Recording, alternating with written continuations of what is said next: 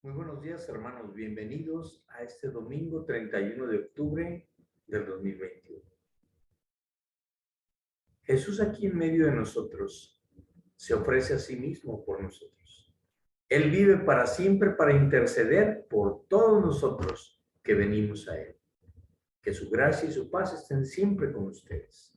El día de hoy vamos a observar lo que es el gran mandamiento, pero hoy mismo, el 31 de octubre, se cumplen 504 años de aquel 31 de octubre de 1517, en el que el monje, precisamente Lutero, va y clava esas 95 tesis que van en contra de todo aquello abusos de poder que tenía la Iglesia Católica.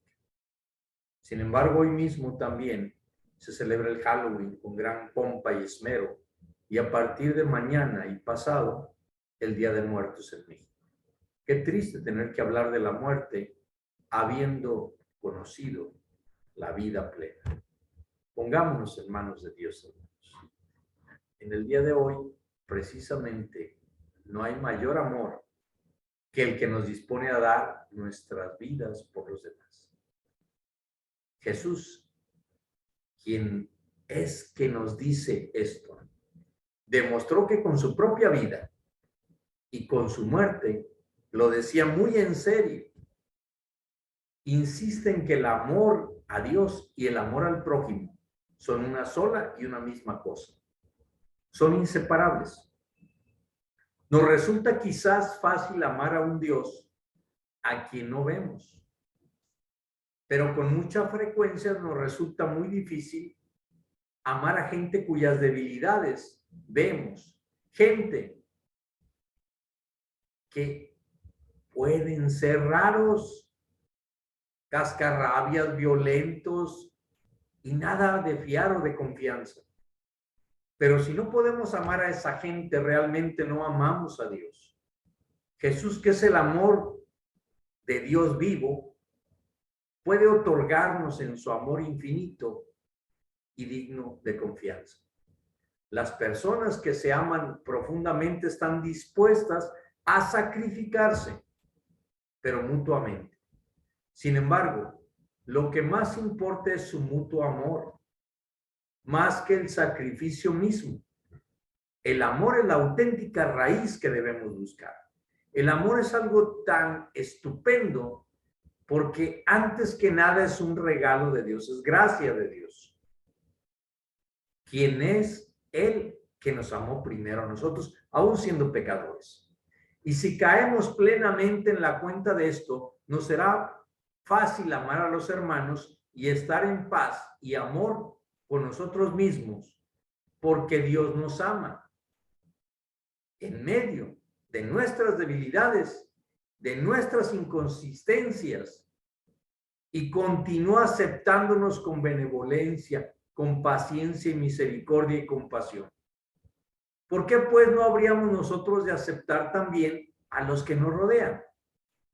En esta celebración dominical de adoración le pedimos al Señor que podamos experimentar este amor y que nos haga capaces de compartirlo con nuestros hermanos. ¿Quién no ha fallado a veces en el amor? Pidamos al Señor y a aquellos a quienes hemos ofendido que nos perdonen con generoso corazón. Señor Jesús, comparte tu amor con nosotros ya que eres atento y amable con todos y curabas y sanabas a quien estaba en enfermedad. Señor, comparte tu amor con nosotros ya que tú acogías y abrazabas aún a pecadores y marginados. Señor Jesús, comparte tu amor con nosotros, ya que te diste hasta el extremo de aceptar la muerte para salvar al injusto, a mí que soy injusto, al ingrato que soy como yo, al más cruel que es como yo. Por favor, ten misericordia de nosotros, Señor. Perdona todos nuestros pecados. Haznos capaces de amar con un amor que incluya a todos, que no excluya a nadie. Roguemos a Dios, fuente de todo amor, que reavive nuestro amor Pongámonos de pie y oremos. Señor Dios nuestro, Padre amoroso, todo amor auténtico procede de ti y nos conduce hacia ti. Tú te has entregado a nosotros en una alianza de amor eterno en la persona de Jesucristo. Ayúdanos a responder a tu amor con todo nuestro ser y a vivir tus mandamientos, no como leyes impuestas desde fuera sobre nosotros, sino como oportunidades de amarte sincera y cordialmente a ti y a los hermanos. Todo esto te lo pedimos, te lo rogamos y te lo suplicamos en el nombre poderoso de Cristo Jesús. Amén. Continuemos en oración ahora, abriendo nuestra Sagrada Escritura para acudir al consejo fiable de Dios en su palabra. Vamos a buscar Deuteronomio capítulo 6, versos del 1 al 9, el gran mandamiento. Deuteronomio capítulo 6, del 1 al 9. Si ya lo tienen, glorifiquen al Señor. Dios dice, tan temprano como en el Antiguo Testamento, escuchen, pueblo de la alianza, el Señor Dios les ama. Amen a Dios con todo su corazón. Escuchemos su palabra. Estos pues son los mandamientos, estatutos y decretos que Jehová nuestro Dios mandó que os enseñase, para que los pongáis por obra en la tierra a la cual pasáis vosotros para tomarla. Para que temas a Jehová tu Dios guardando todos sus estatutos y sus mandamientos que yo te mando, tú, tu hijo y el hijo de tu hijo, todos los días de tu vida, para que tus días sean prolongados. Oye pues, oh Israel, y cuida de ponerlos por obra, para que te vaya bien en la tierra que fluye leche y miel, y os multipliquéis, como te ha dicho Jehová, el Dios de tus padres. Oye Israel, Jehová nuestro Dios, Jehová uno es. Y amarás a Jehová tu Dios de todo tu corazón, y de toda tu alma, y con todas tus fuerzas. Y estas palabras que yo te mando hoy estarán sobre tu corazón, y las repetirás a tus hijos, y hablarás de ellas estando en tu casa, y andando por el camino, y al acostarte, y cuando te levantes. Y las atarás como una señal en tu mano, y estarán como frontales entre tus ojos, y las escribirás en los postes de tu casa y en tus puertas. Bendita palabra del Señor. Vayamos a alabar al Señor y después continuaremos con el Santo Evangelio.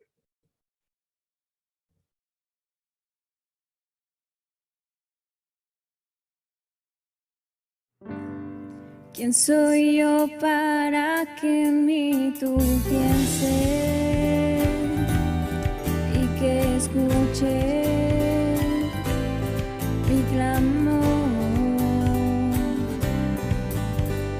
Es verdad lo que tú hoy me dices, que me amas, me asombra. ¿Quién soy yo para que en mí tú pienses y que escuches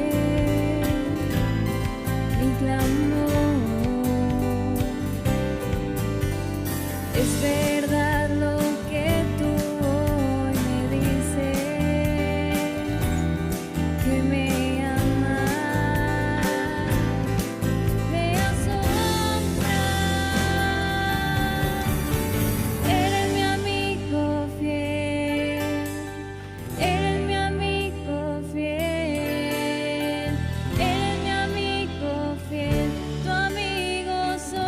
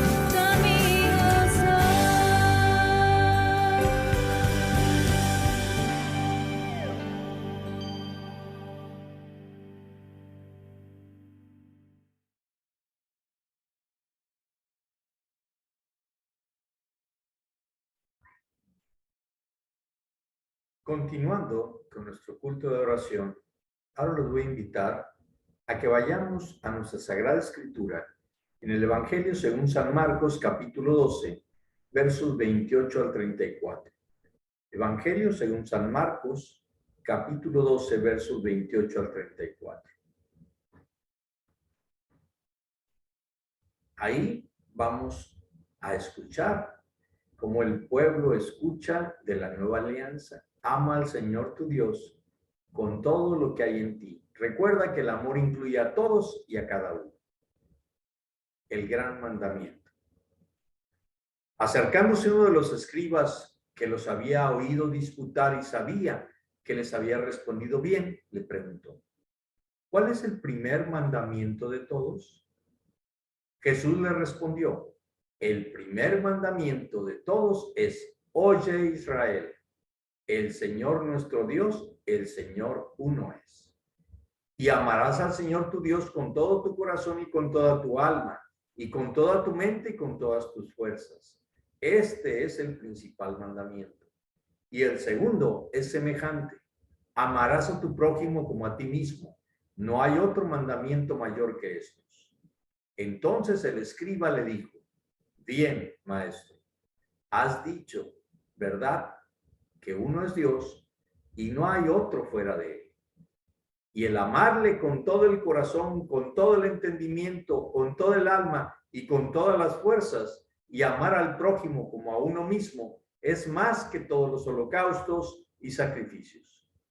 Jesús entonces, viendo que había respondido sabiamente, le dijo: no estás lejos del reino de Dios. Y ya ninguno osaba preguntarle. Bendita palabra de Dios, y que al escucharla añada bendición a cada uno de nosotros. Pues bien, hermanos, vayamos directamente a la palabra. Es raro escuchar. Escucha, Israel, escucha, pueblo de Dios, escucha, gente convertida. Esto es lo primero de todo, que escuches la voz de Dios. Tu Dios habla en cada celebración, cuando se proclama la palabra y quiere dialogar contigo, pero también en tu casa, también en tu meditación, también en tu oración. Y nos dice: escucha, Israel, y que las palabras que yo te dirijo hoy queden guardadas en tu corazón, grabadas en tu corazón. Como enseñó el sacerdote Elí al joven Samuel, que oía una voz desconocida. Cuando te sientas llamado, responde: habla, Señor, que tu siervo escucha. Y esto es interesante. ¿Cuántas veces escuchamos la voz de Dios? ¿La escucharemos? Tenemos múltiples voces que nos están cubriendo nuestro interior y nuestro exterior. Si te cuesta escuchar la voz de Dios, ora como el rey Salomón, cuando siendo un joven le dijo a Dios, o más bien Dios le dijo a Salomón: pídeme lo que quieras que yo te dé. Y Salomón respondió: ¿qué respondería usted? Pídeme lo que quieras que yo te dé. ¿Qué pediría usted? Quizás algunas personas pedirían salud, otras pedirían un trabajo, otras pedirían algo afectivo, algo que les traiga paz en su corazón. Otros quizás fama, fortuna, poder, casas. ¿Pero qué pidió este joven? Salomón respondiendo le dijo: concede a tu siervo un corazón que escuche. Un corazón que escuche. Y agradó tanto al Señor aquella petición que le respondió: cumplo tu ruego y te doy un corazón sabio e inteligente. Porque aquel que sabe escuchar, sabe poner en práctica los consejos de una manera sabia, con inteligencia y prudencia. Cada mañana, cuando usted se levante, podría estrenar el día repitiendo las palabras de Isaías. El Señor me ha dado lengua de discípulo y mañana tras mañana despierta mi oído para que escuche como un discípulo. El Señor me ha abierto el oído. Y quizás añadiría el Salmo 5, versos 7 y 8, que David repetía. Ojalá escuchéis hoy su voz, no endurezcáis vuestro corazón. Imagínense cuando uno no escucha la voz de Dios y escucha la voz del mundo, escucha la voz de Satanás, escucha la voz de su carne, escucha la voz de su corazón, escucha la voz de los hombres y de la sociedad, endurece su corazón y se va apartando de Dios. Y no para santidad, sino para el alejamiento. En el último libro de la Biblia, en el Apocalipsis, capítulo 2, versos 7, 11, 17 y 29, empieza diciendo, porque el Espíritu de Dios, dice, el que tenga oídos que escuche lo que el Espíritu dice a las iglesias. Escuchen una vez más, porque el Espíritu de Dios habla también hoy a la iglesia, invitándola a la renovación, a la fidelidad y a la santidad. ¿Y cómo nos animan las palabras de Jesús en Juan capítulo 5, verso 25? En verdad os digo, el que escucha la voz del Hijo de Dios ha pasado de la muerte a la vida. Nuestro Dios, tu Dios, habla en el fondo de nuestro corazón, de tu corazón, de tu conciencia, de mi conciencia. Y nos impulsa hacia el bien y el amor. Pero ahí resuenan muchísimas voces. Algunas de ellas encienden los más bajos instintos, como la rabia, el rechazo al que es distinto, la amargura, la envidia, la comodidad, el egoísmo, la agresividad, la venganza, la búsqueda de ventajas personales por encima de otros, el dejarte llevar por lo que hace todo el mundo, el no complicarte la vida. Pero junto a todas esas voces está la voz de Dios. ¿Cómo distinguir una de otras? Fíjense. Cuando nosotros escuchamos la voz del cuerpo, es exigente. El cuerpo, si usted no puede comer ciertos alimentos, le va a exigir que los coma. El cuerpo lo va a exigir. Va a sentir ansiedad por comerlo. Se va a deprimir por no tener eso que antes tenía. Pero también nuestro corazón habla en nuestros anhelos de una manera a veces egoísta. Y perdón, no basta con ser buenas cosas. David vio que el tabernáculo estaba entre tiendas, estaba entre mantas, y él veía su palacio y decía, ¿cómo es posible que yo tenga una casa tan hermosa y Dios no la tenga? Yo le voy a construir algo mejor que mi palacio. Suena muy agradable, como cuando alguien dice, yo voy a construir un gran templo para que vengan muchas personas. Suena muy bien. Yo voy a tener el mejor equipo de sonido y los mejores músicos para que adoren las personas. Suena muy bien. Yo voy a tener las mejores comodidades dentro de la iglesia para que la gente cuando llegue se sienta a gusto y pueda servir mejor. Suena muy bien. Pues bien, David va y le presenta todas esas deseos de hacerle una casa a Dios. Y el profeta dice, está bien, suena muy bien. Qué bueno que se te ocurran esas ideas. Yo lo he escuchado cuando doy ideas y yo he escuchado cuando otra persona da ideas. Pero también he visto finales tristes de aquel lado y de mi persona. Entonces el profeta duerme y en la dormición le dice Dios, levántate, yo no necesito una casa, mi trono está en el cielo y la tierra es el estrado de mis pies. Vean cómo, aunque sean buenas cosas, si no están bajo la voluntad de Dios, inútiles son. porque no cumplimos lo que nos está pidiendo y hacemos aquello que creemos que es bueno para Dios, cuando nosotros no podemos hacer algo bueno para Dios. Dios es el que hace las cosas buenas para nosotros. El Señor nuestro Dios es solamente uno. Miren, los demás no pueden ser tomados como dioses porque no lo son. Al único Dios es el que reconocemos porque nos saca de la tierra de la esclavitud para darnos la libertad. Cuando ocurrió Deuteronomio fue cuando ya Moisés estaba dando el legado a Josué porque ya iba a morir.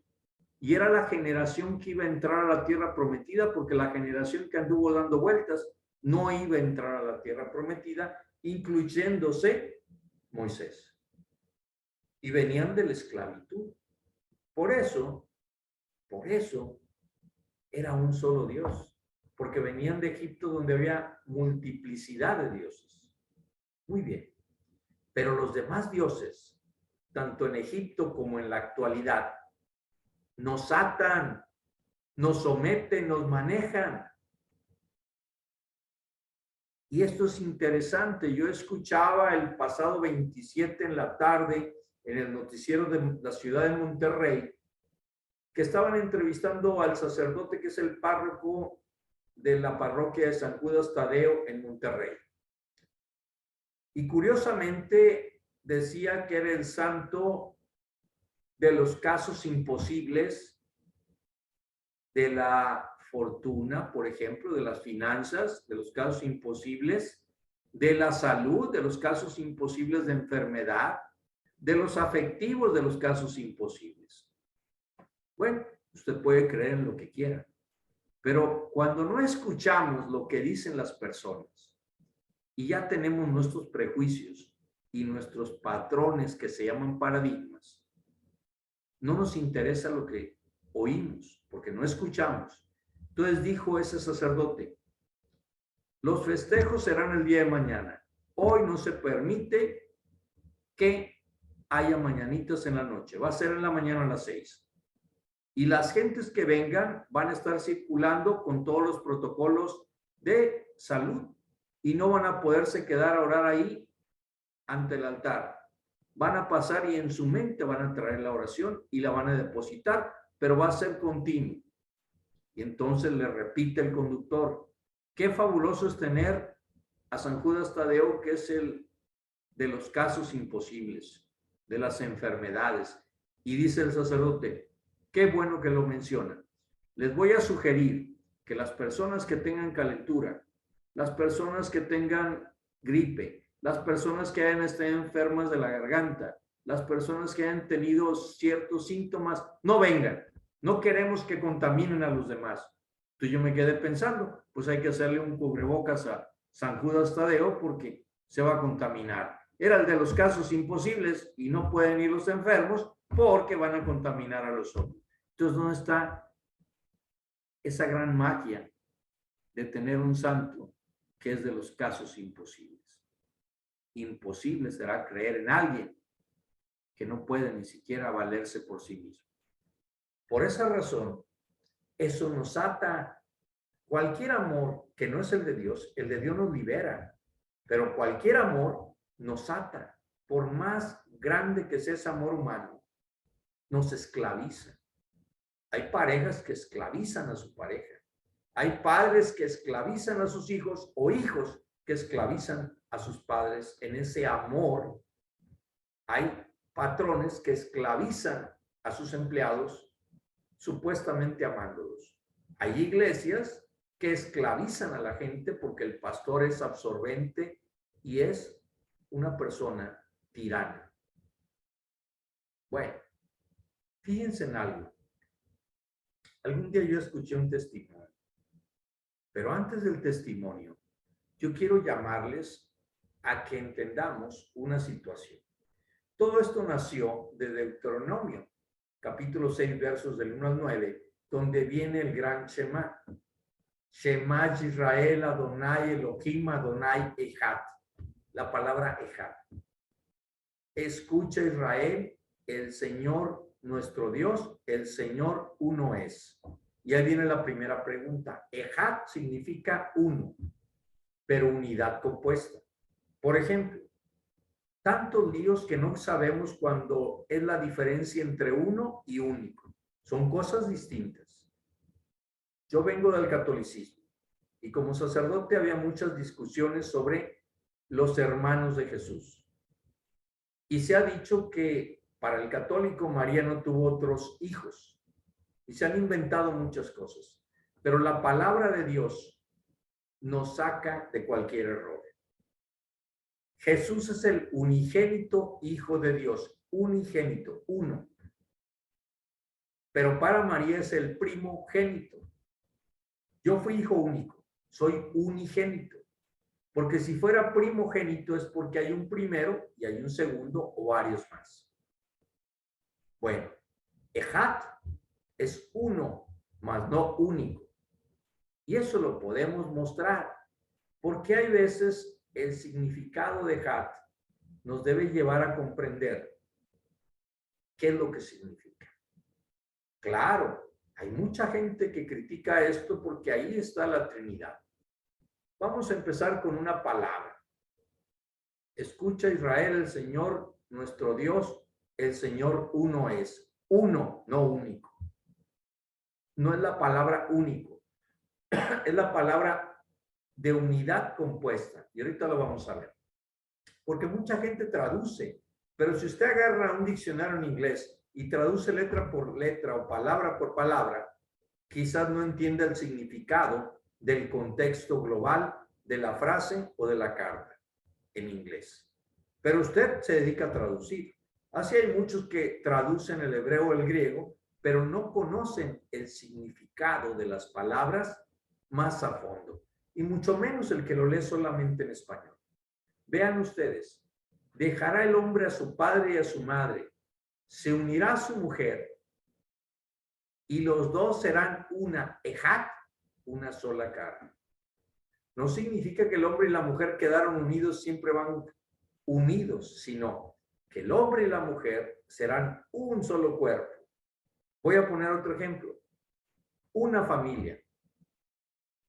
Ejad, una familia. Pero está compuesta de padre, madre y uno o varios hijos. Pero es una familia, unidad compuesta por varios. Hay otra parte en Génesis capítulo 1:15. Y fue la tarde y la mañana un ejad, un día. Compuesto de mañana y de tarde. Por eso es una unidad compuesta. Pero no terminamos ahí. Números 13:23. Luego vinieron al valle de Escol y allí cortaron un sarmiento con un ejad, racimo de uvas. Ellos la llevaron entre dos de ellos en un poste. Ejad, un racimo. Un racimo contiene muchas uvas, pero cuidado, no puede haber un racimo que traiga mangos, sandías, naranjas y uvas, todas juntas. Es una unidad compuesta, no son alternativas. Viene otra parte, dice, y salía del Edén un río para regar el huerto, y de ahí se repartía en 4 brazos. El nombre del uno, Ejad, era Pisón. Este es el que rodea toda la tierra de Javilá, donde hay oro. Entonces, Ejad, unidad compuesta, un río que tenía 4 brazos. Y así puedo seguir con muchos de los ejemplos. Pero aquí lo importante y lo interesante es también saber que hay una palabra para único. Y esa palabra es Yahid. Cuando hablamos de Yahid, aquí es interesante ver algo. ¿Se podrá sustituir Yahid por Ejad?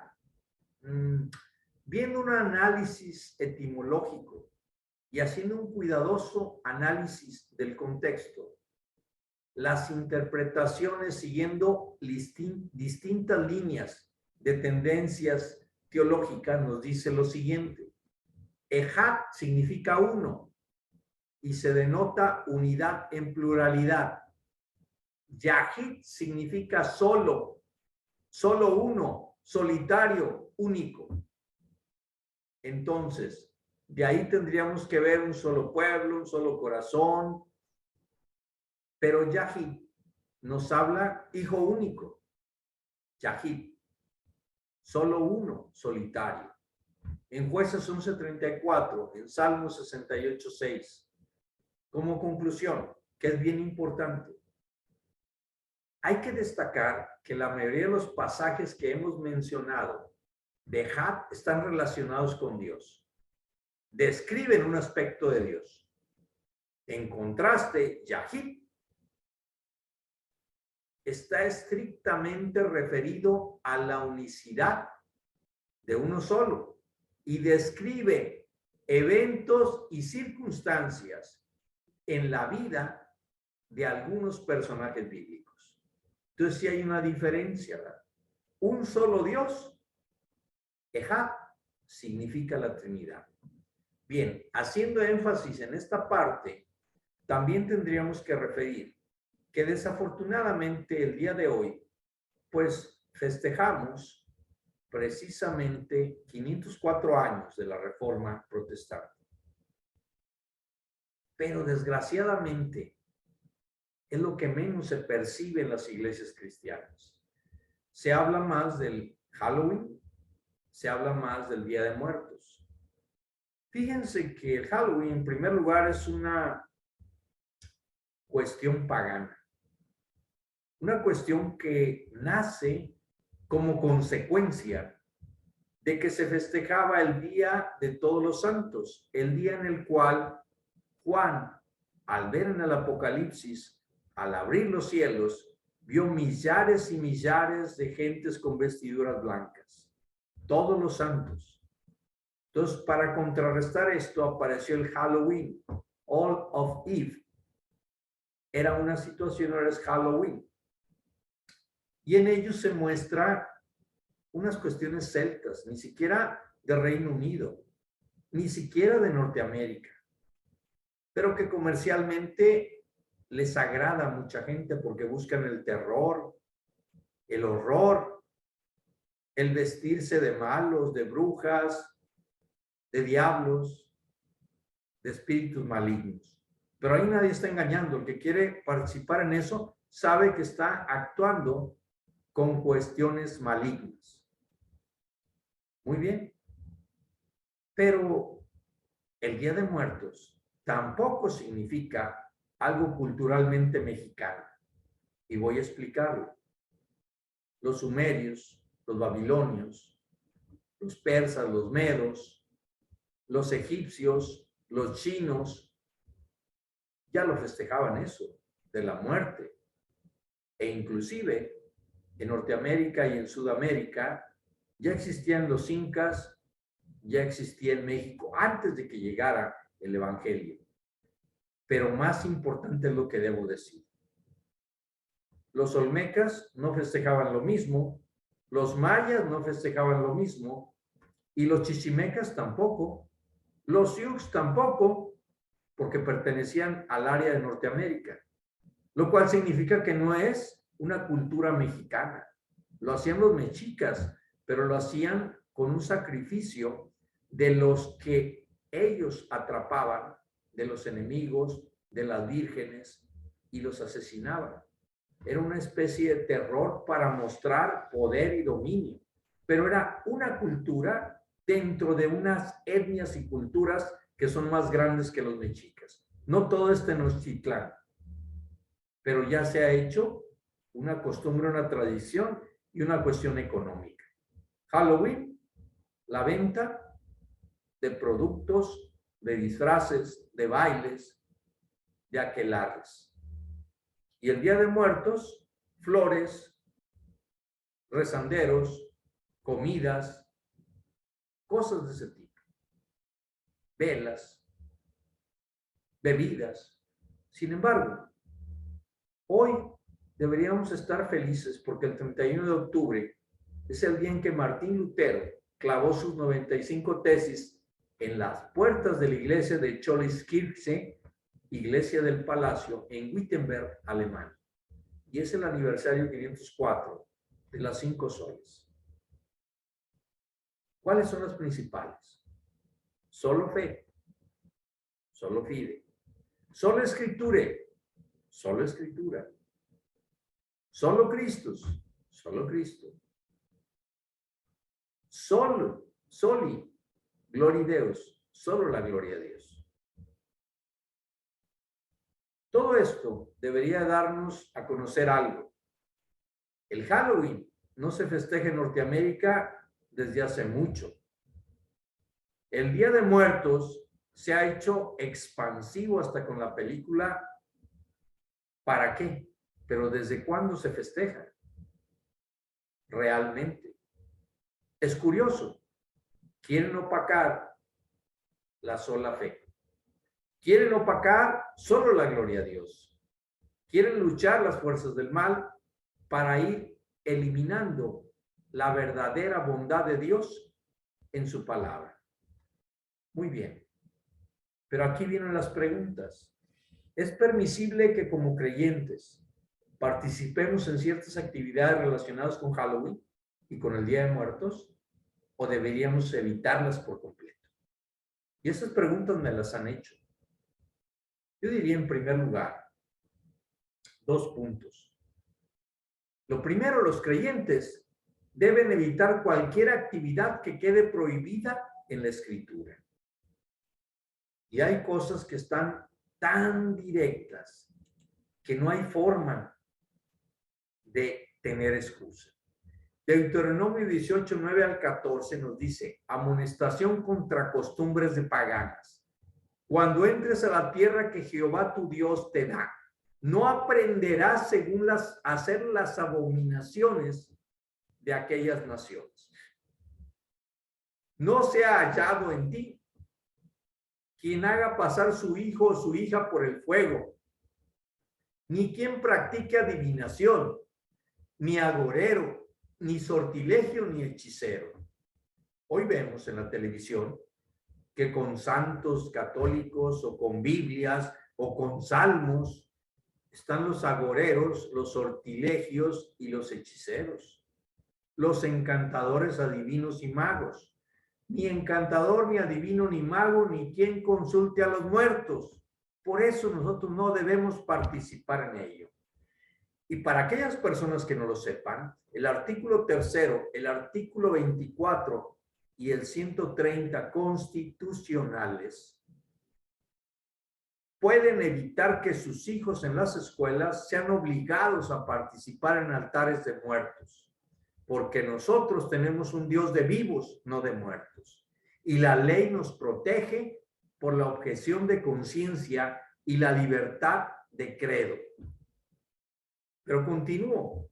Porque es abominación para con Jehová cualquiera que hace estas cosas, y por estas abominaciones Jehová, tu Dios, echa a estas naciones delante de ti.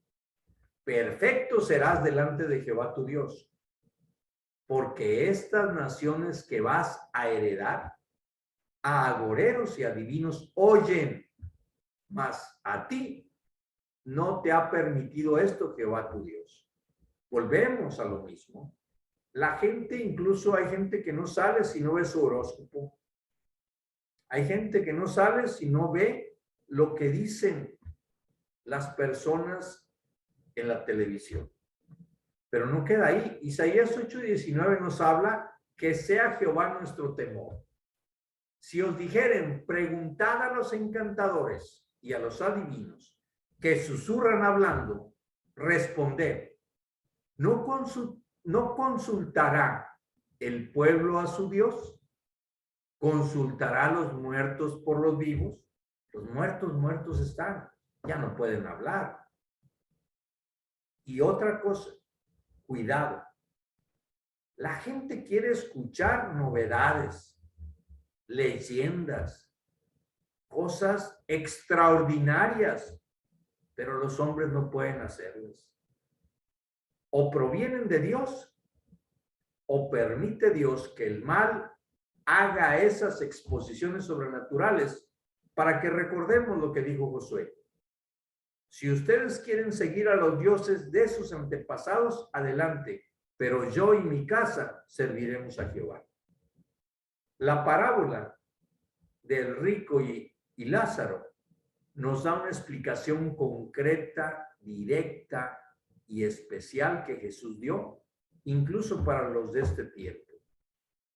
Yo escuché alguna ocasión en Asambleas de Dios una niña, cuando yo era pastor de niños en esa denominación, que me comentó, hija de pastores, una niña de 10 años, y me dice, cuando iba yo empezando a hablar del rico y Lázaro, hace 15 días aquí estuvieron 7 muchachos colombianos que estuvieron en el infierno y estuvieron en el cielo. Y yo le pregunté a la niña, disculpa, y vinieron chamuscados. Y se enojó la niña, le digo, perdóname, pero entrar al infierno es un lugar de tormento y ahorita lo vas a escuchar. Digo, perdona, ¿y en el cielo vieron a Dios? No, pero vieron a Selena en el infierno. Vieron a no sé quién y puros artistas. Digo, ¿sabes qué? Son mentira. Y ahorita lo vas a entender. Se molestó, fue a traer a sus padres, a los pastores, los puso ahí a que escucharan. Yo no me inmuto porque voy a hablar la palabra de Dios. No voy a hablar mi palabra. Y el poder del Espíritu es el que convence, no el hombre. Y vean lo que dice. Había un hombre rico que se vestía de púrpura y de lino fino y hacía cada día banquetes con esplendidez. Cada día. Había también un mendigo llamado Lázaro, que estaba echado a la puerta de aquel lleno de llagas. Y ansiaba saciarse de las migajas que caían de la mesa del rico. Y aún los perros venían y le lamían las llagas. Qué cuadro tan espeluznante, ¿verdad? Me imagino una persona obesa, arrogante, impulsiva, y una persona totalmente abandonada, que es Lázaro. Bien, entonces dice, aconteció que murió el mendigo y fue llevado por los ángeles al seno de Abraham. Fue llevado por los ángeles. Y murió también el rico y fue sepultado. Y en el Hades, en el lugar de la muerte, alzó sus ojos, estando en tormentos, y vio de lejos a Abraham y a Lázaro en su seno. Los ricos siempre serán gente soberbia.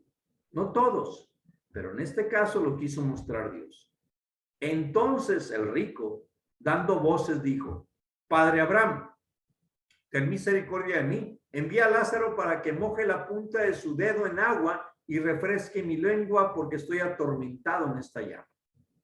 Primero, con todo el respeto, pero le está ordenando a Abraham. Y está agarrando al pobre porque el pobre siempre es mangoneado por los ricos. Y le contesta Jesús. Pero Abraham le dijo, hijo, acuérdate que recibiste tus bienes en vida y Lázaro también males, pero ahora este está consolado aquí y tú atormentado. Además de todo esto, una gran cima está puesta entre nosotros y ustedes, de manera que los que quisieran pasar de aquí a ustedes no pueden, ni de allá para acá. Punto. Ahí le voy a parar un momento. Es imposible que alguien vaya al infierno y luego al cielo. Para que nos diga lo que ya está escrito, que ahorita vamos a observar. Vean lo que dice. Entonces le dijo el rico, te ruego pues, padre, que le envíes a Lázaro a la casa de mi padre, porque tengo 5 hermanos para que les testifique, a fin de que no vengan ellos también a este lugar de tormento. Volvió a insistir en mandar al pobre, pero ahora ya con un cambio, para que le testifique a los demás lo que está ocurriendo y eviten llegar al mismo lugar de tormento. Y Abraham le dijo, a Moisés y los profetas tienen, óiganlos. ¿Por qué dijo eso? Moisés y los profetas ya estaban muertos, pero el Tanaj está dividido en 3. Torá, Nabim y Ketubim. Torá, los primeros 5 libros de la Biblia, que es la enseñanza, la vida, la Torá. Nabim, que son los profetas. Y Ketubim son todos los escritos sapienciales, históricos y demás.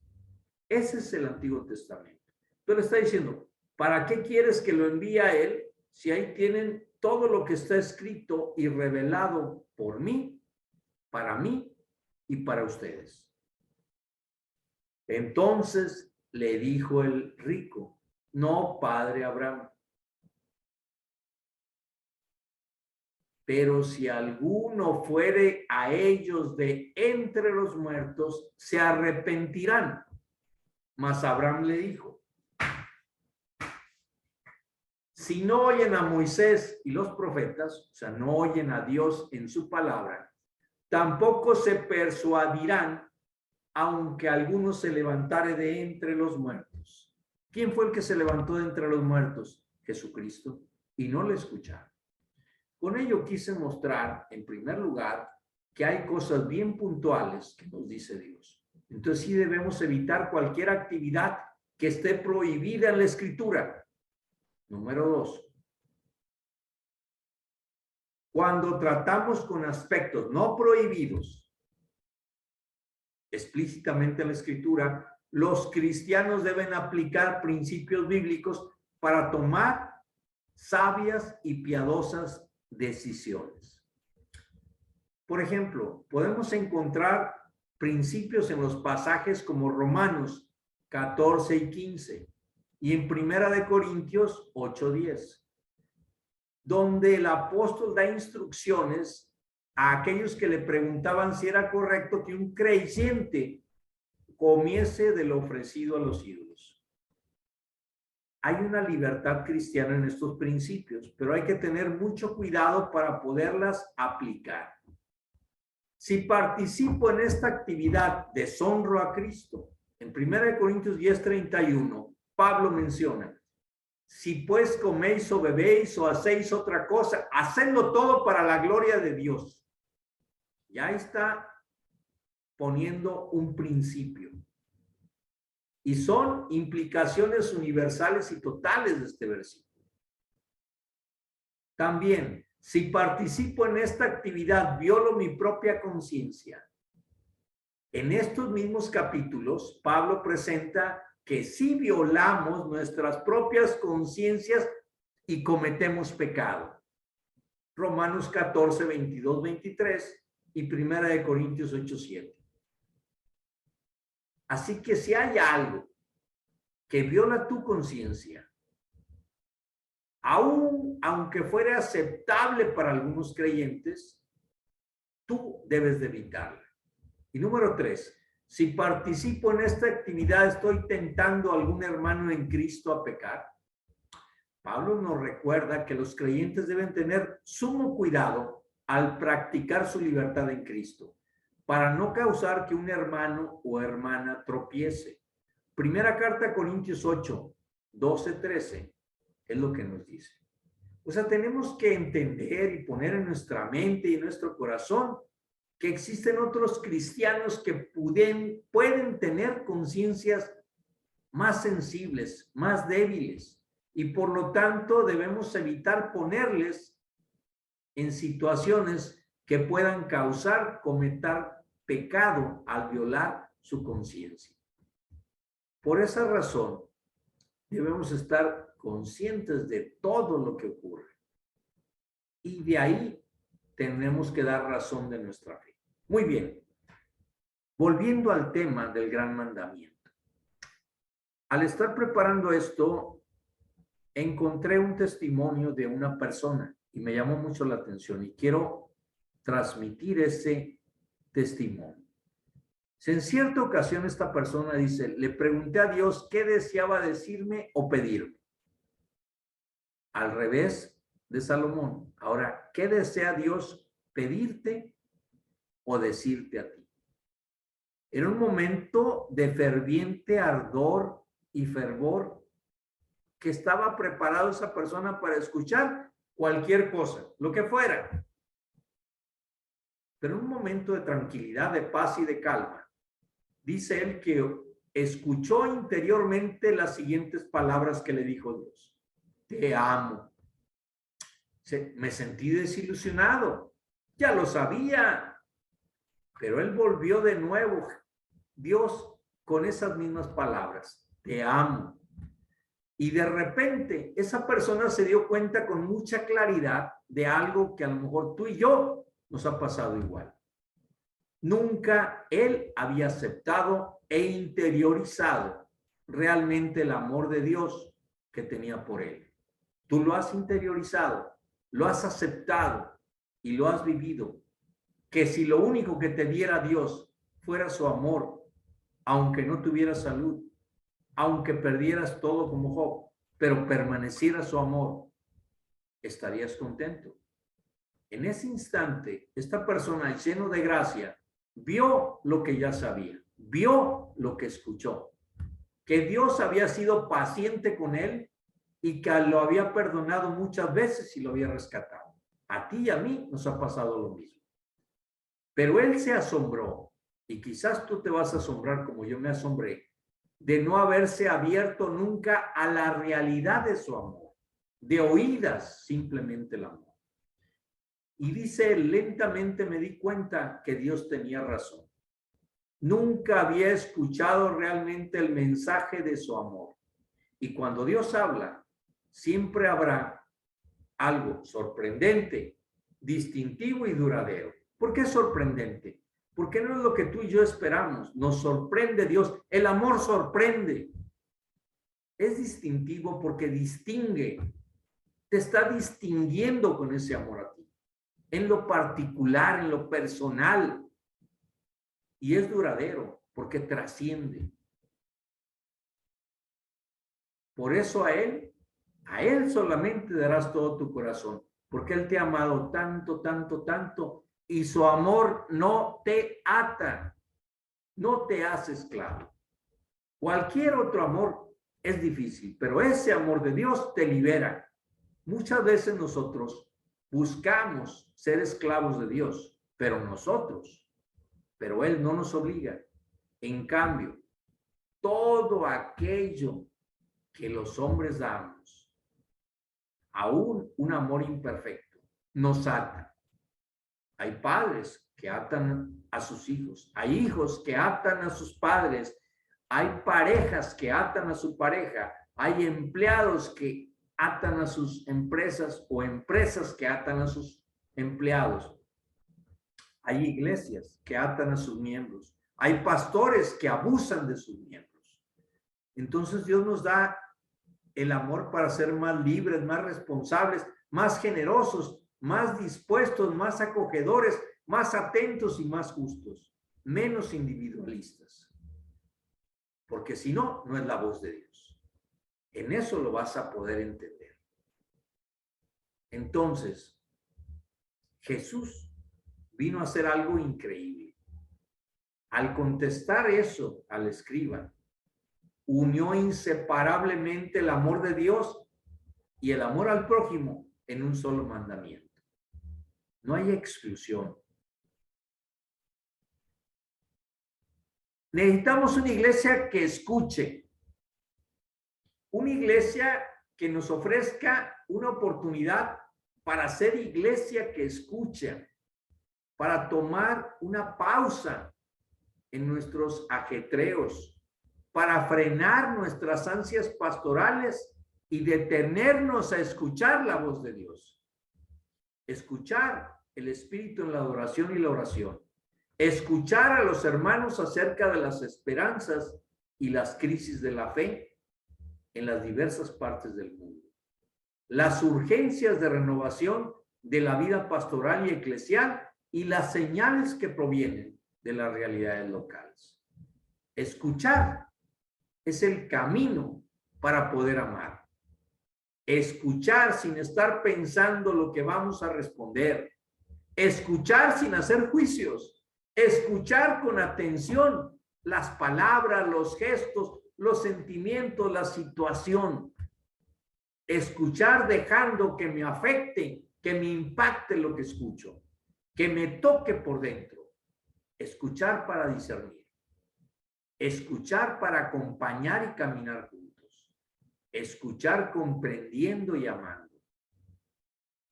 Que el Señor nos afine el oído y nos dirija para interpretar y cantar juntos la sinfonía de su gran amor. Pongámonos de pie y vayamos a orar. Pidamos a Dios. Hermanos, necesitábamos realmente que nos recordaran que el amor es el corazón de nuestra fe, así como el corazón de toda vida humana. Sí, somos conscientes que con frecuencia nos olvidamos de ese gran amor. Quizás no es más fácil de alguna manera guardar el amor de Dios, porque parece que Dios está con frecuencia ocupado, lejos de nosotros. Pero nuestro prójimo está ahí, con todas sus imperfecciones, sus malos hábitos y sus necesidades, sus complejos. No debemos olvidar que nuestro prójimo, ahí está Cristo. Lo que hagamos por ese pequeñito lo hicimos por Cristo. Y lo que dejemos de hacer, lo dejamos de hacer por Cristo. Y quien se encuentra con nosotros en el camino de la vida es Cristo. Por eso oremos. Oh Dios Padre nuestro, hemos aprendido de tu Hijo Jesucristo, no solamente amar a otros como nos amamos a nosotros mismos, sino, si es necesario, amarlos más aún que a nosotros mismos. Por la fuerza de la palabra que hemos escuchado, por la fuerza de la celebración de adoración, dispón de nosotros a alegrarnos con los que se sienten alegres. Dispón de nosotros también a llorar con los tristes y afligidos, a cultivar lo mejor en nosotros mismos y ofrecerlos a los otros de forma gratuita. Ayúdanos a nunca acoger a Cristo sin el pueblo y sin la iglesia y sin los hermanos, y tampoco nunca acoger al pueblo, a los hermanos y a la iglesia sin Cristo, que es nuestro Señor y Salvador. Que el Señor nos colme con su amor y nos bendiga. Que el Padre, el Hijo y el Espíritu Santo siempre nos acompañen. Que vayamos y caminemos justos por el camino del amor del Señor. Te lo pedimos y te lo rogamos. En el único y poderoso nombre de nuestro Salvador Jesucristo. Amén y amén. Dios les bendiga.